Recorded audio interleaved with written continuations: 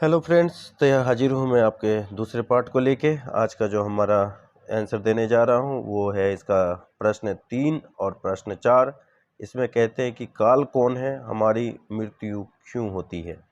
तो पहला, काल ऐसा तो कुछ नहीं होता, लेकिन जो हमें परमेश्वर की राह से भटकाते हैं, है ना, जो हमें परमेश्वर की राह की आज्ञाओं को मानने से जो भटकाते हैं, उसको हम एक तरह से काल कह सकते हैं। जैसा कि मैं आपको वचन के द्वारा समझाने की कोशिश करता हूँ। उत्पत्ति 3 अध्याय, और जब हम उसका 3 वचन पढ़ते हैं, वहाँ पे लिखा है, पर जो वृक्ष वाटिका के बीच में है उनके फल के विषय में परमेश्वर ने कहा है कि ना तो तुम उसको खाना और ना उसको छूना, नहीं तो मर जाओगे। तब सर्प ने स्त्री से कहा, तुम निश्चय ना मरोगे, वरन परमेश्वर की आप जानता है कि जिस तुम उसका फल खाओगे उसी दिन तुम्हारी आंखें खुल जाएगी और तुम बड़े बूढ़े का ज्ञान पाकर परमेश्वर के तुल्य हो जाओगे। है ना, मतलब आप सोच सकते हैं कि परमेश्वर ने मना किया था आदम हवा को वो फल खाने के लिए, लेकिन एक सर्प ने उसे बहकाया कि तुम इस फल को खाओगे तो तुम्हारे साथ कुछ भी नहीं होगा, तुम खा सकते हो, बल्कि तुम्हारी आंखें खुल जाएगी। यानी कि काल के रूप में हम उस सर्प को मान सकते हैं जो परमेश्वर की आज्ञाओं के उल्लंघन करके उसके पार जाने के लिए बोला गया। तो आइए हम तीसरे सवाल को देखते हैं कि इसकी मृत्यु।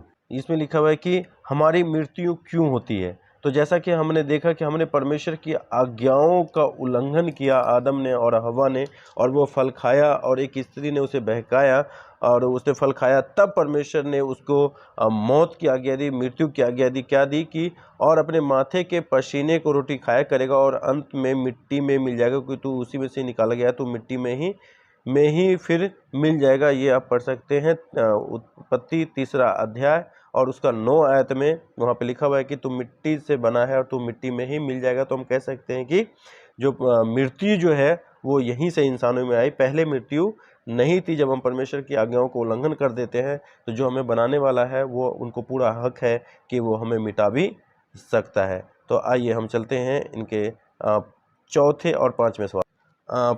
चौथा जो है कहता है, हमको जन्म देने और मारने में किसका फ़ायदा है। तो जन्म देने में परमेश्वर का फ़ायदा है, क्योंकि परमेश्वर जानता है, चाहता है कि हम उसकी आराधना करें, हम उसकी स्तुति करें, हम उसके चरणों में बैठें, हम अच्छे कार्य करें, हम सुखी जीवन, क्योंकि हर एक माँ बाप चाहता है कि हमारे बच्चे अच्छे से पढ़े लिखे उन्हें उन्नति की ओर बढ़े, है ना। और इसमें क्या है कि पूछता है कि मारने में किसका फ़ायदा है। तो भैया मारने में किसी का भी फ़ायदा नहीं है। मारने में हमारा फ़ायदा ये है कि हम पुराने शरीर को छोड़ के नए शरीर में प्रवेश करते हैं। जैसे हम पुराने कपड़े को छोड़ के नए कपड़े खरीदते हैं, पुराने कपड़े जाने के थोड़ा सा दुख तो होता है, लेकिन इतना भी नहीं होता कि हम उसमें ज़िंदगी बिता दें। तो हम जब नए चीज़ को खरीदते हैं तो हम उसमें सुखी, मतलब खुश हो जाते हैं। उसी तरीके से जब हम जब हम सपोज़ करें जो 100 साल के हो जाए, 80 साल के, जब हमारा दिखना, चलना फिरना, उठना बैठना सब कुछ बंद हो जाए, तो हम उस समय यही कामना करेंगे कि प्रभु इससे अच्छा है, ये जीवन जीने से अच्छा है कि तू इस जीवन को ले ले। तो इसमें प्रभु का ये नहीं है कि अगर हमें मार देता है तो प्रभु को फ़ायदा है या परमेश्वर को फ़ायदा है कि भाई हम मर रहे हैं। नहीं,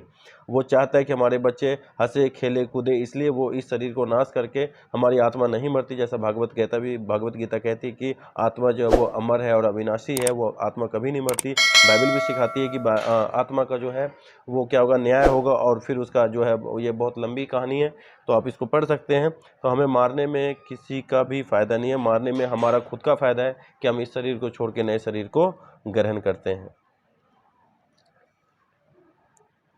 अब पांचवा और छठा सवाल जो है, भगवान अल्लाह रब गॉड दिखाई क्यों नहीं देते, परमात्मा साकार है या निराकार।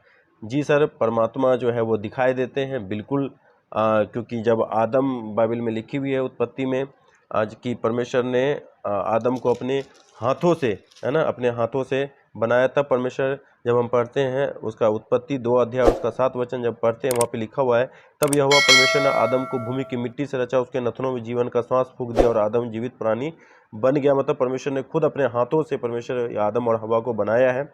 और वहाँ पे लिखता है कि परमेश्वर जो है दिन की वाटिकाओं में वो चलता फिरता था, आदम से बातें करता था। लेकिन जब आदम आज्ञाओं को नहीं माना, फल खाया, जब परमेश्वर ने उसको दंड दिया, फिर परमेश्वर ने इंसान से डायरेक्ट मिलना बंद कर दिया। तब डायरेक्ट परमेश्वर इंसान से नहीं बनता। लेकिन जब हम मूसा के विषय में पढ़ते हैं, निर्गमन की पुस्तक, आइए हम वो भी जब हम निर्गमन की पुस्तक उसका 3 अध्याय और 2 वचन पढ़ते हैं तो वहाँ पे लिखा है, और परमेश्वर के दूत ने एक कटीली झाड़ी के बीच आग की लो में उसको दर्शन दिया और उसकी दृष्टि करके देखा कि आग जल रही है पर भस्म नहीं होती। तब मूसा ने कहा, मैं उधर जाकर इस बड़े आश्चर्य कर्म को देखूंगा कि वह झाड़ी क्यों नहीं जल जाती। तब यहोवा ने देखा कि मूसा देखने को मुड़ चला।